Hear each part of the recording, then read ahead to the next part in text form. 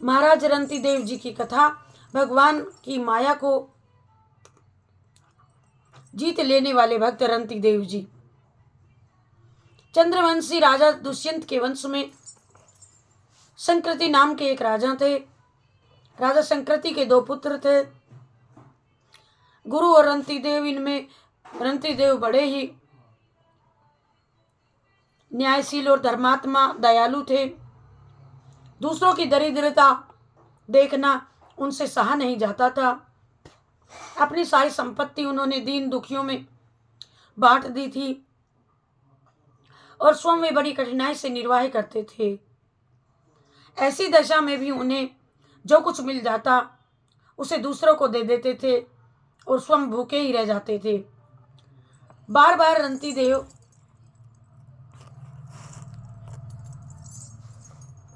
तथा उनके पूरे परिवार को 48 दिनों तक भोजन की तो कौन कहवे पीने को जल तक नहीं मिला था। देश में घोर अकाल पड़ जाने से जल मिलना भी दुर्लभ हो गया था और भूख प्यास से राजा तथा उसका परिवार सबके सब मरणासन्न हो गए थे। 49वें दिन कहीं से उसको घी खीर हलवा और जल मिला। 48 दिनों की निर्जल व्रती तो थे ही, उनका शरीर कांप रहा था, कंठ सूख गया था, शरीर में उठने तक की शक्ति नहीं रही थी। ऐसी दशा में रंती देव भोजन करने जा ही रहे थे कि एक ब्राह्मण अतिथि आ गए। रंती देव जी ने बड़ी श्रद्धा से उन विप्र को उसी अन्न से भोजन कराया। विप्र के भोजन करने पर बचे हुए अन्न को राजा ने अपने परिवार के लोगों में बांट दिया। वे सब भोजन करने जा ही रहे थे कि एक शूद्र अतिथि आ गया। उस दरिद्र शूद्र को भी राजा ने आदर पूर्वक भोजन करा दिया। अब एक चांडाल कई कुत्तों के साथ में आया और वहां आकर कहने लगा, अरे राजन, मेरे ये कुत्ते भूखे हैं और मैं भी अति भूखा हूं। रंती देव ने उन सब का भी सत्कार किया। सभी प्राणियों में श्री हरि को देखने वाले उन महापुरुष ने बचा हुआ सारा अन्न उन कुत्तों को चांडाल को दे दिया।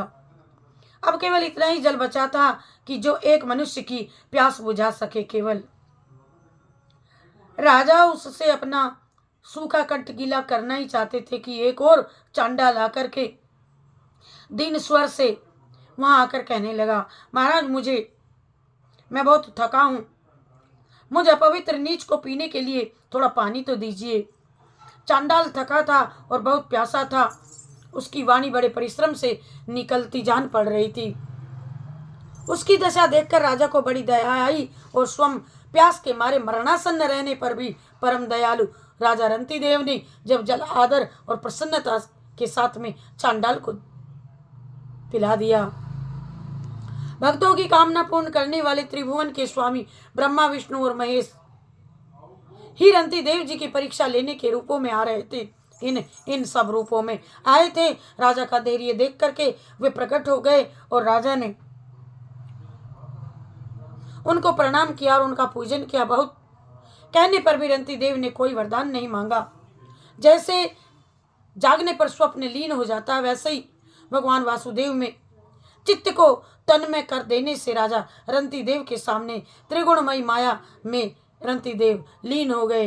रंती देव के प्रभाव से उनके परिवार के सब लोग भी श्री नारायण परायण होकर के योगियों की परम गति को प्राप्त हुए।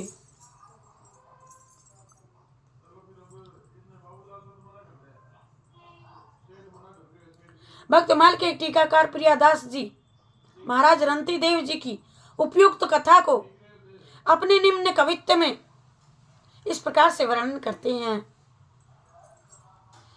आहो रंती देव नप संत दुष्यंत वंश, आहो रंती देव नप संत दुष्यंत वंश, अति ही प्रशंस सो आकाश वृत्ति लई है, अति ही प्रशंस सो आकाश वृत्ति लई है। भूखे को न देख सके आवे सो उठाई देत, ए जी भूखे को न देख सके, आए सो उठाई देते, नेति नहीं करे भूखे दे छीन भई है, नेति नहीं करे भूखे दे छीन भई है। 8 दिन 48 दिन बताया था ना। 48 दिन पीछे जले अन्य आयो, दियो विप्र शूद्र नीच स्वान यह नहीं है, दियो विप्र शूद्र नीच स्वान यह नहीं है। हरि को निहारे उनु माज तब आए प्रभु, भाई जग दुख जीते भोगो भक्ति चाहिए। हरि को निहारे उनु मांझ तब आए प्रभु, भाई जग दुख जीते भोगो भक्ति भाई जी, भोगो भक्ति चाहिए, भोगो भक्ति चाहिए।